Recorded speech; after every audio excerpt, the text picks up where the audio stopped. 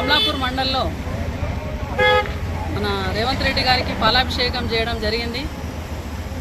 రేవంత్ రెడ్డి గారు అంబేద్కర్ ఆశయాలకు అనుగుణంగా బడుగు బలహీన వర్గాల ఆశాజ్యోతిగా నిలుచుకుంటూ తన పాలనను కొనసాగిస్తున్నారు.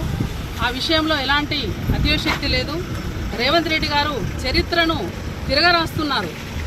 ఏ విషయం అంటే ఎస్సీ రిజర్వేషన్ కానివ్వండి, బీసీ రిజర్వేషన్ కానివ్వండి. ఎస్సీ రిజర్వేషన్కి వస్తే డిప్యూటీ స్పీకర్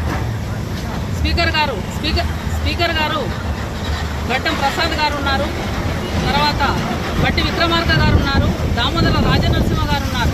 వారు ఉండగా మళ్ళీ గడ్డం వివేక్ గారికి, అల్లూరు లక్ష్మణ్ గారికి మంత్రివర్గంలో చోటు ఇవ్వడం చాలా సంతోషకరమైన విషయం. బీసీ విషయానికి వస్తే కొండ సురేఖ గారు ఉన్నారు, కొన్న ప్రభాకర్ అన్న గారు ఉన్నారు, మళ్ళీ వాకాటి శ్రీహరి గారికి ఇవ్వడం జరిగింది. ఎస్టీ విషయానికి వస్తే సీతక్క గారు ఉన్నారు, తర్వాత డిప్యూటీ స్పీకర్గా రామచంద్ర నాయక్ గారికి ఇవ్వడం జరిగింది.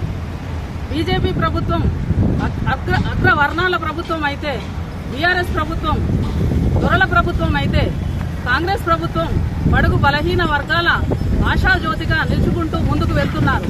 కాబట్టి తెలంగాణ రాష్ట్రం మొత్తం బడుగు బలహీన వర్గాల ప్రజలందరూ రేవంత్ రెడ్డి గారి వెంటనే ఉంటూ కాంగ్రెస్ ప్రభుత్వం వెంటనే ఉండాలని కోరుకుంటున్నాను. జై కాంగ్రెస్, జై కాంగ్రెస్, జై కాంగ్రెస్.